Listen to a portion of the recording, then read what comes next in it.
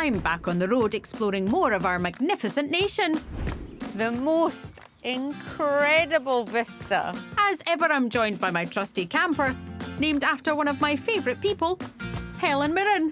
Oh, well done, Helen. We're off to amazing spots. I love it.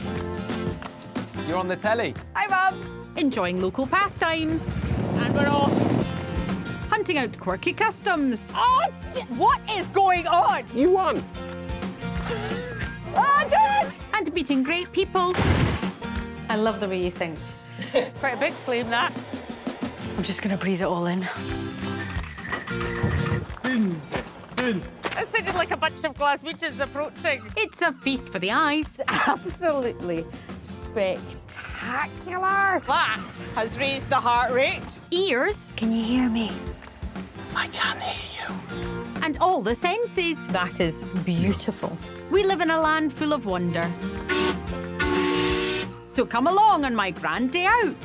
Woohoo! Let's go!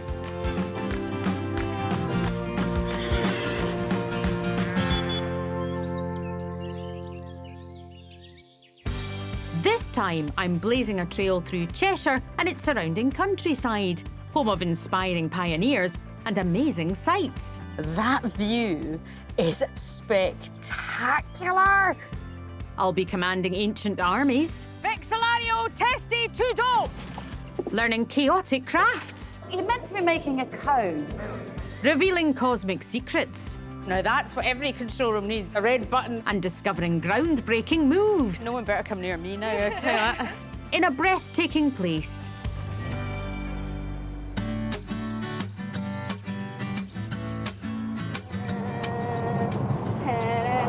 That van just went past and did this. At Helen. Yes, she is special. Helen and I are starting our journey just over the border from Cheshire in Llangollen, one of North Wales' most treasured views. This is, I think, a pretty spectacular place to plan my adventure. It's gorgeous, isn't it? So, let's take a look at the map now. I'm going to be crossing some borders, which Helen always loves. So, I'm starting here. Then I'll travel down the stunning Llangollen Canal, next cross the Welsh border to investigate Roman Chester and the revolutionary secrets of Manchester.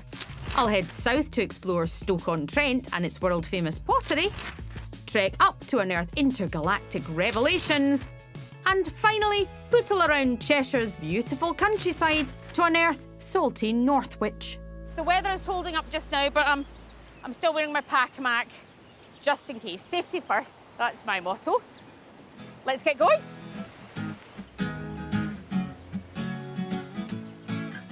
I love Wales, and it's so nice in this part of the country to be able to pop across and just have a wee jaunt.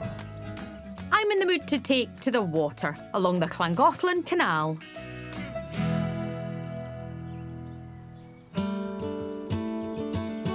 I love travelling by canal boat. It's a very gentle way of seeing the beautiful countryside. And on this particular stretch, there's apparently a spectacular sight that I can't miss. So I found someone who's going to take me on what I suspect will be a pretty epic journey. Skipper Adam has grown up using the canal and now runs a local boatyard. Hello, Adam. Lovely to meet you. Nice to Welcome meet aboard. you. Shall I just perch myself here? Don't fall in the water. I will not. I always value a safety briefing. We're away. When did you start coming onto canal boats? My nana and tide used to bring me here when I was a kid. I grew up not far away, so my first ever narrowboat trip would have been with them when I was about 4. Hello. Well, we're going quite slowly, so if you do it really quickly, it's like the paparazzi on bikes. But this kind of paps I don't mind one bit. And it's rather flattering as there's lots to see. I've never been on a canal that's this busy in my life. Yeah, it's one of the busiest stretches in the country. A lot of people, if they notice that the boat is going wrong, they tend to put more power on, they accelerate. Yeah. So it's better to crash slowly than quickly. Crash slowly than quickly. Remember that, kids. I'm going to take that with me, Adam. It's all yours. No chance of a crash with Adam in charge. said this was like a 16-ton boat, and he's just pulling it himself. He's a bit of a Welsh god. I've gone all giddy. Have a word, Susan, have a word. Right then, windlass time. Right, Let's go. Okay. Best to focus on the job at hand. We need to raise a canal bridge so we can pass. So, windlass goes on. A windlass, that's a handle to non-boaties. Let me have a go. Come on. Go for it. You All don't, yours. you don't need to do it all. If it doesn't get all the way to the stop, the boat won't fit under the bridge. Almost there. No, we're not almost there. You in are, the you are. slightest. You're almost halfway. Right, take over for a bit, Adam. Of course, canal idle makes it effortless. Come on, let's move the boat.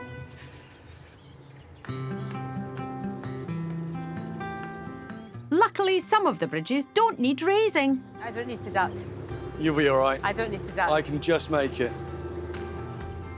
We're approaching the star attraction, Pontcysyllte Aqueduct, the tallest navigable canal aqueduct on Earth. I've seen an aqueduct before, but this is apparently like... It's huge. It really messes with your vision. So even me, I still get a bit jelly legs. Uh-huh. You've been a wonderful guide. Thank you very much. Very kind. Adam said it can sometimes give you a bit wobbly legs. I'm not great with heights, so we'll see how this goes. Don't forget to look down. Okay. That man said, don't forget to look down, which says to me it's going to be quite terrifying. Right, okay. Tallest aqueduct. Come on now.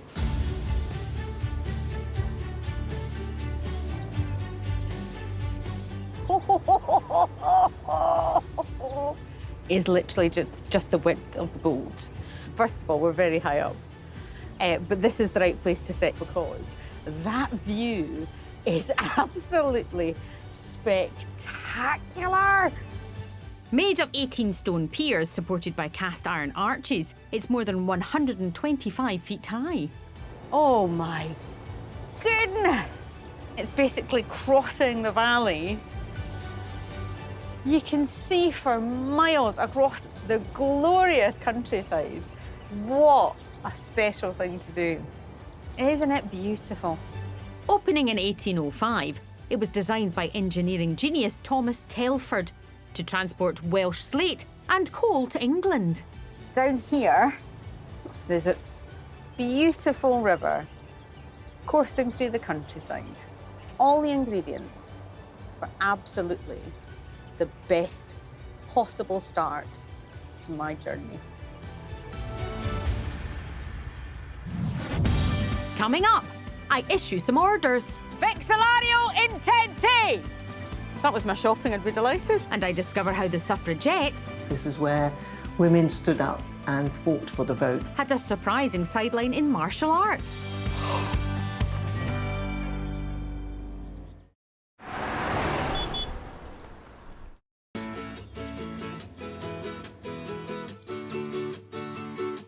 It's a grand day for a grand day out in Cheshire.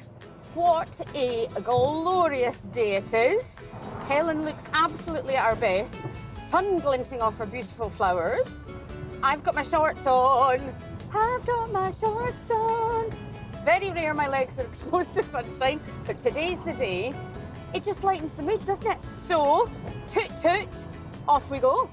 I'm heading across the Welsh border into Chester, which I've heard is lovely today and was just as popular in Roman times. So when I was younger, I learnt Latin, and I had a pretty inspirational Latin teacher called Mrs. Thompson, and she taught us about the Romans. Chester's gorgeous city centre was once home to one of the biggest Roman fortresses in Britain, surrounded by walls built by the Romans nearly 2,000 years ago. Now, it is actually my first visit to Chester, and it is stunning, but archaeologically and historically, it's hugely important. I'm walking above the original Roman walls here, and if you look over, you can actually see them. So this walkway is built on top of those original Roman walls.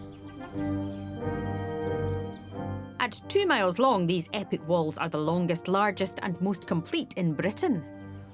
In Roman times, this would have been the centre of the universe in this place. And there still is. People are still using them.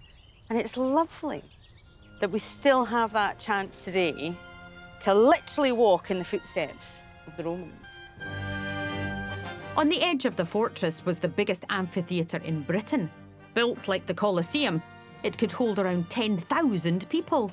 Chester has embraced its Roman heritage because there's a gentleman standing in full Roman uniform over there. So I think it's only polite that I go and talk to him. Paul is a Roman enthusiast who runs a Chester tour group. Hello, soldier. Salary.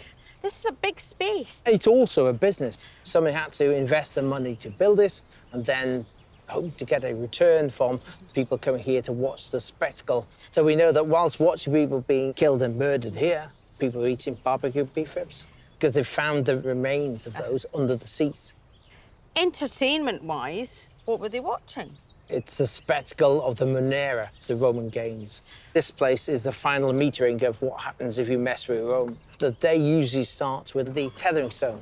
A place to tether criminal to, and then watch them trying to fight off the beasts around them. Wild boars, bears, bulls, wolves. The reason that stone's in the centre is because you can't hide against the wall. They've come to see a show and they want their bit. They haven't paid for a restricted ticket, have exactly. The main event would be the brutal gladiator contests. The gladiators are often aligned with WWE wrestling. We're pretty sure that there was lots of conning going on. Don't you start telling me that giant haystacks, that wasn't real? So they would perform as well? I would think so. A Yeah, lot of of their costume, they're mostly naked, apart from key areas of the body which are padded, and then they have streamers hanging off, so the people at topsies can see your arm moving, so they can see the speed Tricks of of the the fight. trade. It's all about getting a reaction from the crowd. You want to be the person people remember and want to come back and see. Some gigs I've done feel gladiatorial, I'll be honest. As well as bloodthirsty entertainment, the amphitheatre would have been used for Roman soldier training. Paul's given me a couple of commands in Latin to shout at himself and a few of his Roman compatriots. You ready? This is for you, Mrs. Thompson. Vexillario intenti! Oh, they picked up their shields. Right, OK. If that was my shopping, I'd be delighted. Vexillario testi tudo! Oh, right, OK. That's an attacking formation at that point. Advancy!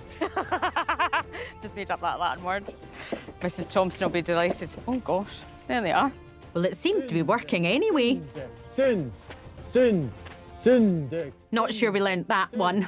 That sounded like a bunch of Glaswegians approaching. Soon, soon, soon. Well done. I can command a legion of men. But then I'm used to challenges, like driving Helen. You young'uns don't know you're born with your power steering. My mini metro drove like it was a tank. You had to turn a corner, you had to prepare yourself about 6 miles beforehand. I can't resist exploring the hidden corners of Manchester. 40 miles northeast is the vibrant Chinatown. It's the third largest Chinatown in Europe. After World War II, there were labour shortages in Britain, leading to an influx of settlers from China, particularly Hong Kong, which was then a British territory. The first restaurant opened in the 1940s, and since then the area has become a lively cultural centre, famous for its New Year celebrations. I've been invited to a Chinese lion dance rehearsal to find out about this cultural phenomenon.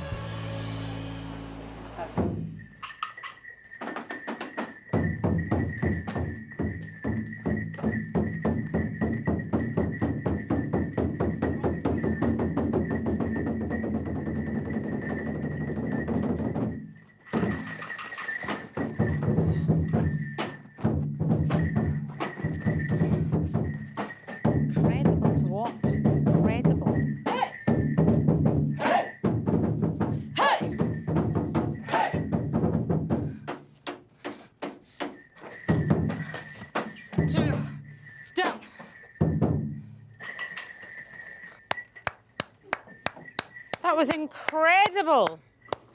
Loris has been lion dancing since she was a child and regularly performs at Manchester events.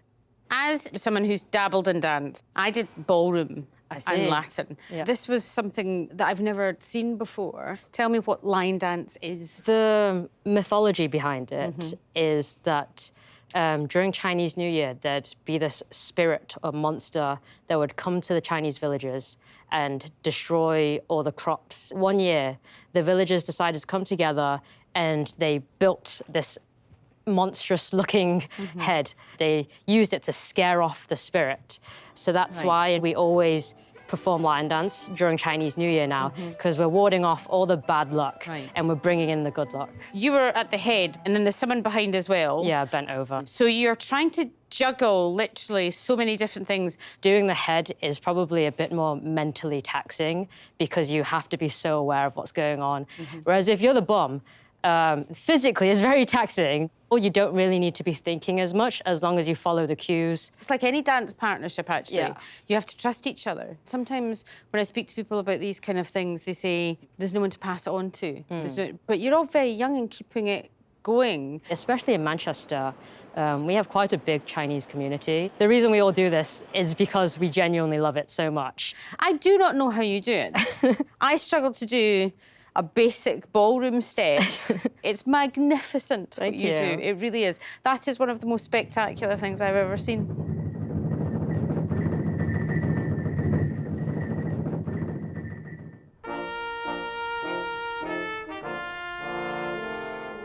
My next stop is just 2 miles away, because Manchester is the surprise home of a fearless movement that changed the world forever.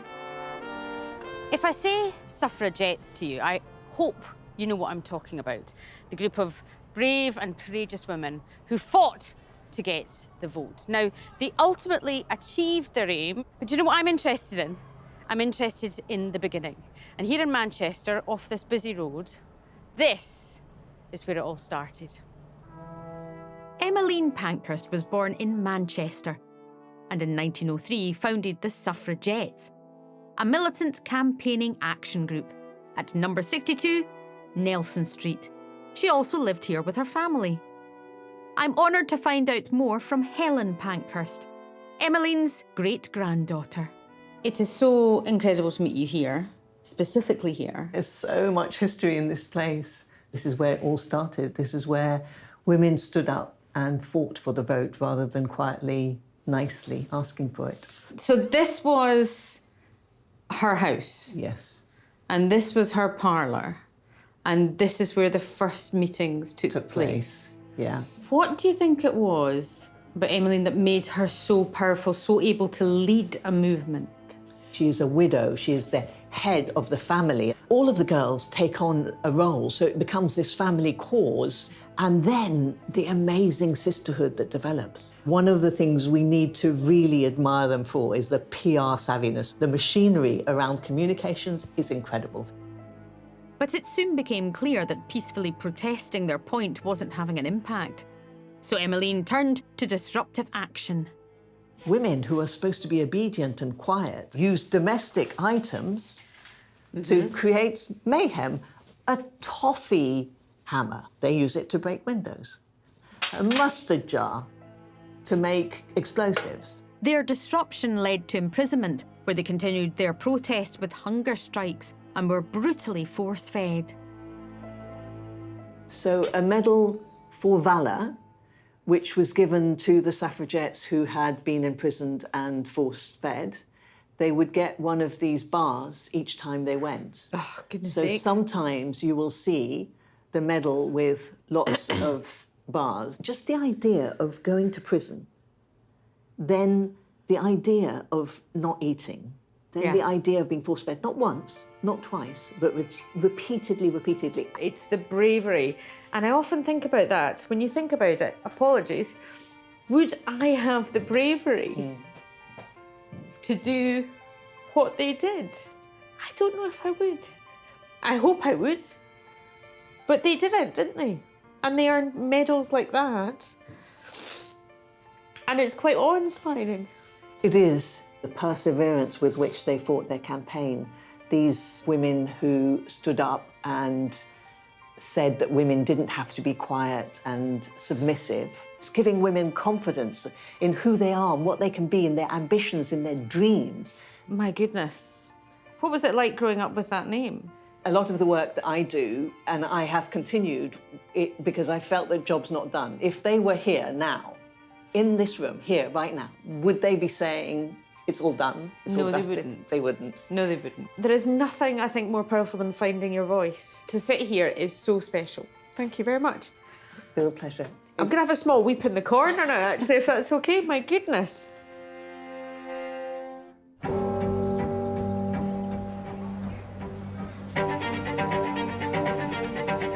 It's not what I expected to happen in a garden.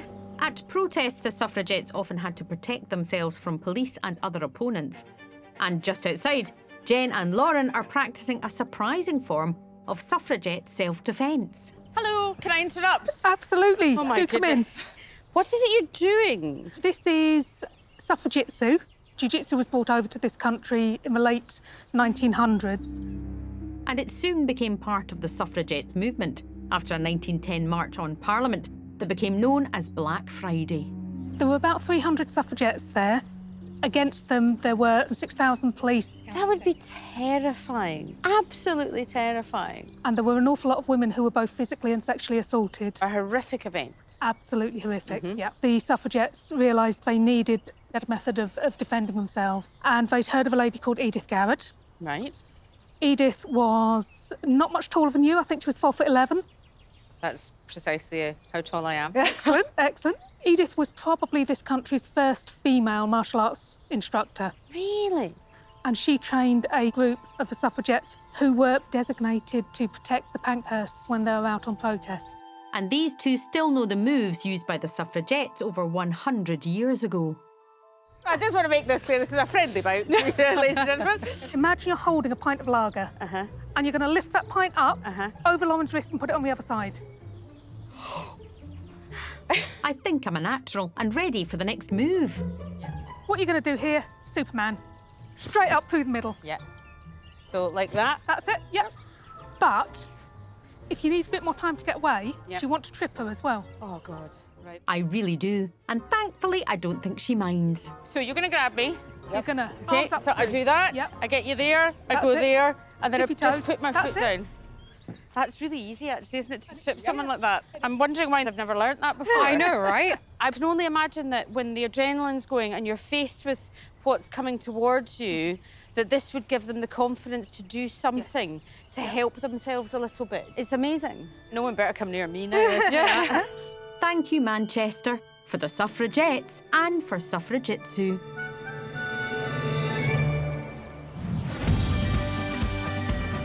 Coming up, comic pottery. It did look like this in the film Ghost, didn't it? And cosmic close encounters. Can you hear me? I can't hear you.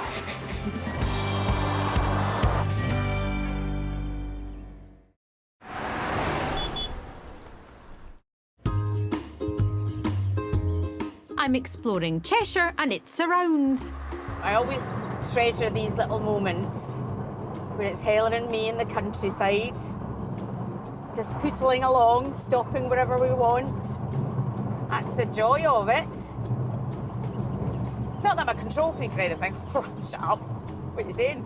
I'm spontaneous. As long as it's planned in advance and I know where I'm going.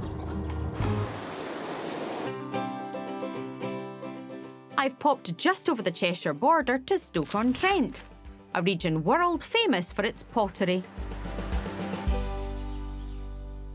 In my house, I've got what I call my cabinet of precious things. It's a display cabinet, and it's full of little treasures have been left by my grannies and other relatives. And in it, there is a Wedgwood plate. Now, I've always wondered about it, but why keep on wondering when you can come to the source to find the answers? Hello. Started by Stoke's own Josiah Wedgwood in 1759, it remains a byword for quality in pottery to this day. It's such a treat, actually, to see behind the scenes of what's happening, because you don't know, do you? You've got this stuff in your house and you don't know how it's made or who's made it. Do you know, I was a bit worried about coming here. I've got that condition. When I go to the China department in a department store, where I think I'm going to smash everything. It's an actual condition. So that's why I'm walking quite slowly with my arms by my sides, so that I don't jump over and just smash stuff. Hello. Hiya. How's Helen? Very good, in the car park. She's twirling the turntable, putting the coloured lines on the saucers by hand. How many do you do in a day? But today we've done 1,000. Right. Just 1,000? Just 1,000. Well, you know, keep going, eh? Hand finishing is the key to quality and has been since Wedgwood started it all. Gemma at the on-site V&A Museum knows his story. I know the name Josiah Wedgwood. I don't really know an awful lot about the man himself. He was born in 1730 in Burslem into a family of potters, and he had a real aptitude for pottery. He was great on the wheel, he threw his own vases. Unfortunately, as a child, he developed smallpox. Oh, for goodness sake. Which meant that he actually developed a disability in his leg and he could no longer kick the potter's wheel. So if he couldn't be an actual potter, what did he end up doing after that? He ended up focusing a lot of his energy on the experimental side of ceramics. After over 5,000 experiments, Wedgwood discovered his groundbreaking jasperware, a matte unglazed stoneware with decorative motifs that could be multicoloured. Did it take off quite quickly for him? He was very canny in how he marketed his products. For example, money-back guarantee if people weren't satisfied with the wares they received, and even things like buy one, get one free. Wedgwood was one of the first to do a bog off. There is a highlight in the collection that's a must-see. This small but mighty object is the anti-slavery medallion. An emerging social issue in the late 18th century was the abolition of the slave trade. Josiah Wedgwood became involved with this, and his contribution was to produce these jasperware medallions. Distributed for free, it shows a newly enslaved person in chains asking, "Am I not a man and a brother?"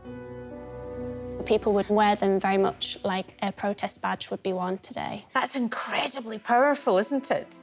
And the fact that these are still here blows my mind a bit, because these are the kind of things which could be lost, could be broken. There's so many things in this museum that are beautiful and wonderful, but that's the treasure for me.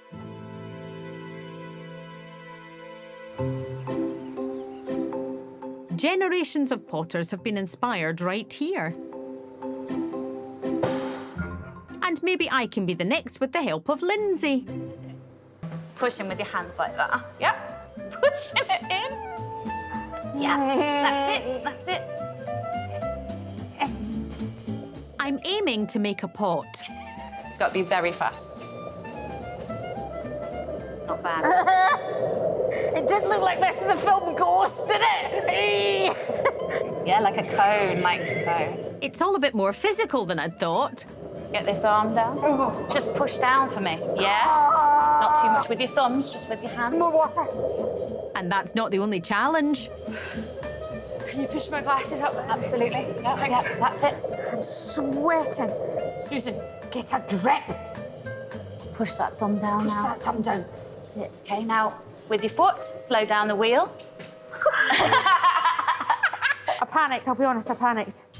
Did I say a pot? I'm sure I meant a bowl. It's an ashtray a 5-year-old would create for their parents. Now I just need to get my creation safely off the wheel. Cross the wheel really quick. Yes. I think I've made a hole in the bottom. Yes. There we go, and we'll just hide that bit. And there you go. And I know just what to do with it. What I'd like to present is something that one of the members of my family will receive for Christmas. Okay. Not saying which one. And who wouldn't want that? Well, someone will. Here at the Wedgwood factory, surrounded by some of the most beautiful, beautiful ceramic things. And this. I might need to get them a selection box too.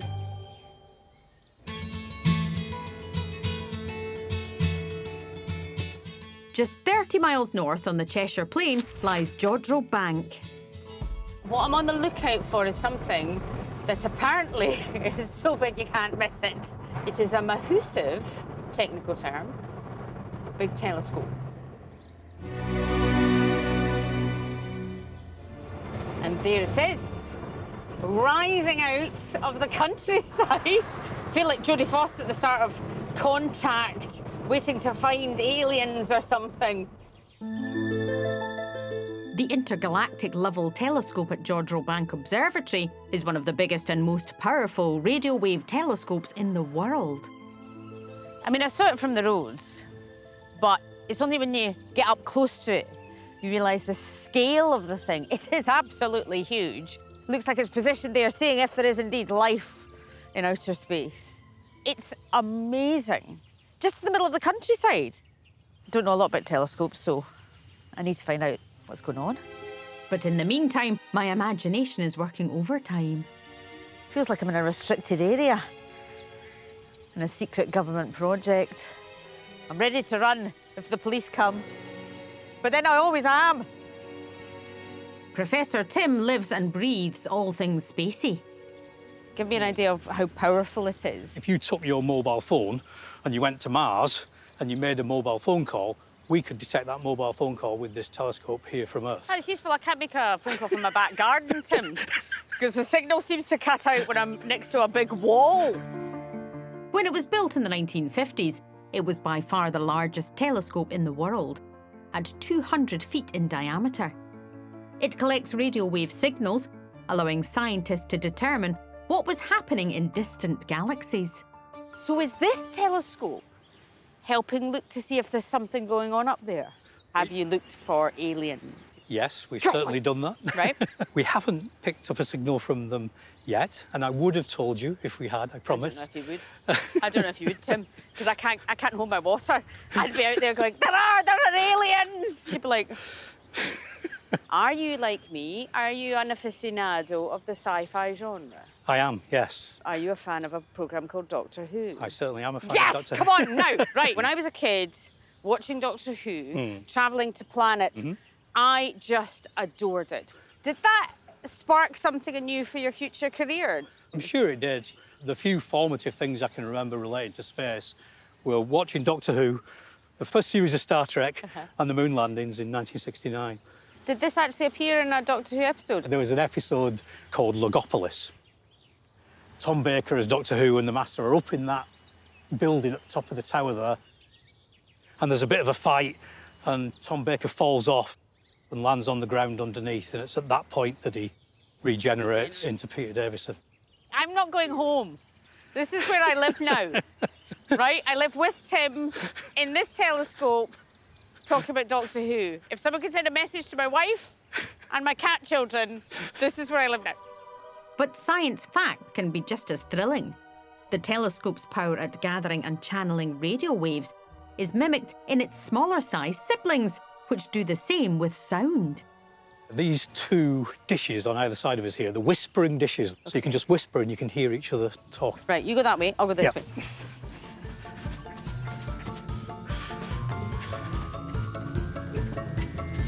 Tim, can you hear me? I can hear you. Can you hear me? I can hear you. A chance to discuss weighty scientific matters. Tim, who's your favourite Doctor Who villain? Well, I've always liked the Master, of course, but I think I'm going to have to go for the Cybermen. That's a really good choice. I really enjoy the Daleks because I'm a traditionalist. Thanks, Tim. I'll see you in a minute. And he's just there. And my cosmic adventure is continuing in the telescope's original 1950s control centre. It's like a retro TARDIS. This is the control desk for the Lovell telescope. Right. Go on, get out of the way. I mean, this is brilliant, that this is still here. There's a big red button. Now, that's what every control room needs. It needs a red button that someone goes, quickly, stop everything. We actually think it's very important to keep some aspects of our history. And we actually tracked the Eagle lander that Armstrong and Aldrin landed on the moon. We got the telescope pointed towards the moon, and they're playing the signals back through speakers in this room, and you can hear the voices of the American astronauts as they're about to... Would they have been able to do that? Yeah. One small step for man, one giant leap for mankind. That's extraordinary, Tim. But you think about what's happened in this room, how momentous it was when people went to the moon. I think that's just incredible. And today, the telescope is used to listen in on events millions of light years away, like the rotating of an exploded star, a pulsar. This is one of my favourites. It's called the Vela pulsar.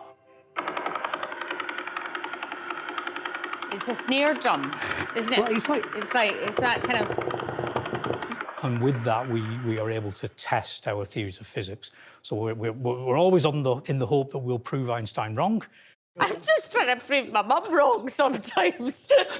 Like, we've got very different kind of levels of achievement, Tim. Yep, But he still turns out to be right. I mean, your mum turns out to be right as well. Yeah, OK, she does. Thank you so much. I feel like a kid again, watching those first episodes of Doctor Who. It's brilliant.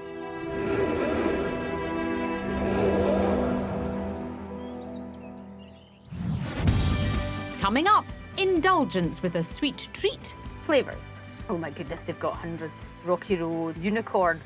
Not even a unicorn. Oh! And uncovering salty secrets. Sorry, Mum, I've given up my job to make salt in Cheshire.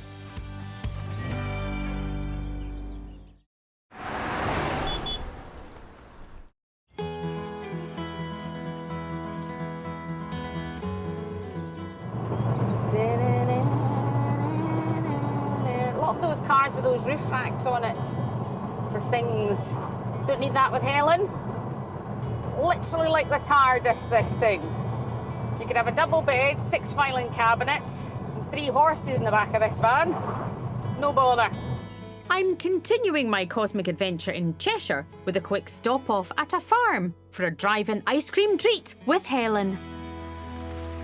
Oh, it looks lovely. There's a fountain. You scan the little code. Flavours. Oh my goodness, they've got hundreds. Rocky Road, salted caramel, unicorn. Not even a unicorn. Oh, I'm simple in my tastes. So I'm going to go for chocolate. And I'm going to go for vanilla. No, it's not dull. When I was younger, if we were really good, we got a Viennetta. But just like a little slice because it was posh. Hello. Hi. Here Hello. you go. Thank you very much indeed. As treats go, this is absolutely special, isn't it? A wee bit of ice cream. Lovely view. Brought to me by a nice lady in a golf buggy. Oh, it's like the future.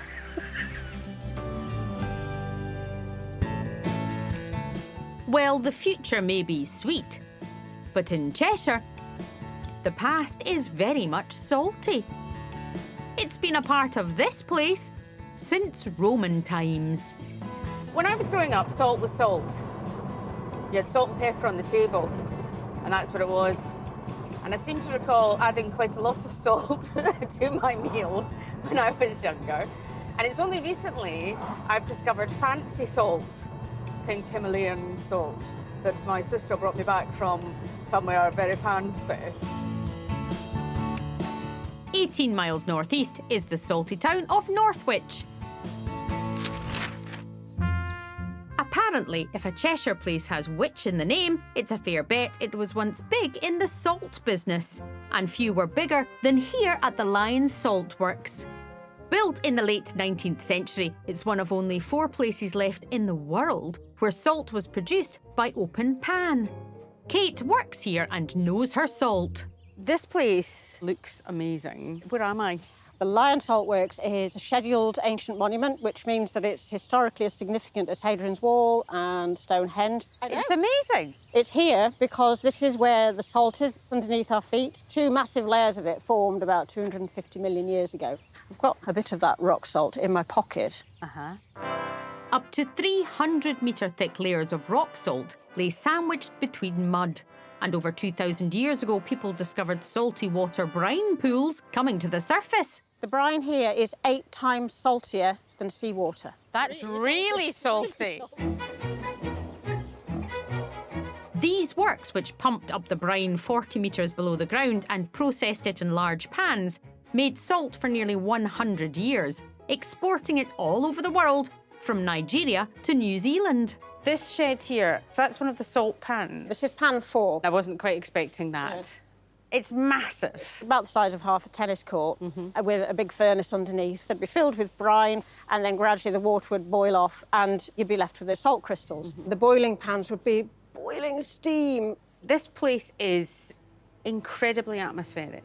What would it have been like, though, working here? It would have been really hard work, very hot, long days. It was a 6-day boil. They were using these huge, big rakes to catch the salt and bring it to the side of the pan. It's dangerous work. You've basically got an open pan of boiling hot, salty water in front of you. The steam, which is full of salt, and so it gets into your clothes. So what they tended to do was they worked shirtless. This stopped salty steam in the clothes, leading to cuts in the skin, which would then sting as, quite literally, there would be salt in the wound. What I love to think of, though, like the Texan oil industry, the brine coming up and people hundreds of years ago realising there was something to this. It defines how Cheshire is. So without the salt, we wouldn't have the communities. Without the salt, we wouldn't have the industries. George gives visitors demonstrations of just how the salt was created, of course, in a much smaller pan. Tell me what's happening here. We take the brine, there it is, and we add it into the pan. And as you can see, the salt forms. But no shirtless gathering today. In fact, it's best to wear more, not less. You'd be worried if you were in hospital and I approached you, wouldn't you? With those gloves Don't on, worry, yes. which leg is it? Just keep moving it round. Yeah, keep it moving about, otherwise the salt will burn on the bottom of the pan. So, as you can see, the salt is forming. It's amazing to see it. What I find really fascinating is the process that happened all that time ago. There was no better way of doing it. They just made it bigger. It's an extraordinary thing. And George knows talent when he sees it. You're going to do very well here. Do you want another job? Sorry, Mum, I've given up my job again to make salt in Cheshire. Do you know, it wouldn't surprise her. And I'm afraid I have a confession for George. I was appalling at science at school. Got a C in chemistry, George. It was my only C. Oh, well. But now it all becomes clear to me.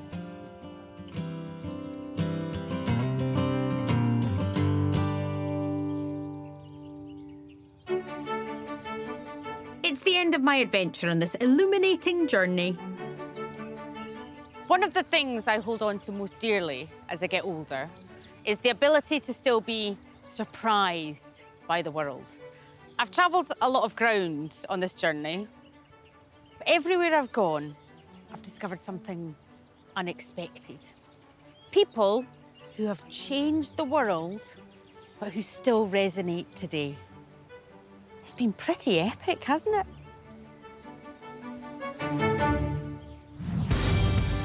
Next time, I'm diving into delightful Devon. What a view. In search of a touch of class. My carriage awaits. Experiencing extraordinary engineering. Oh, flaming heck. Hey. Revealing record-holding beauty. This is incredible. And having a lot of laughs along the way. It's a volcano! See, see, see, see, see.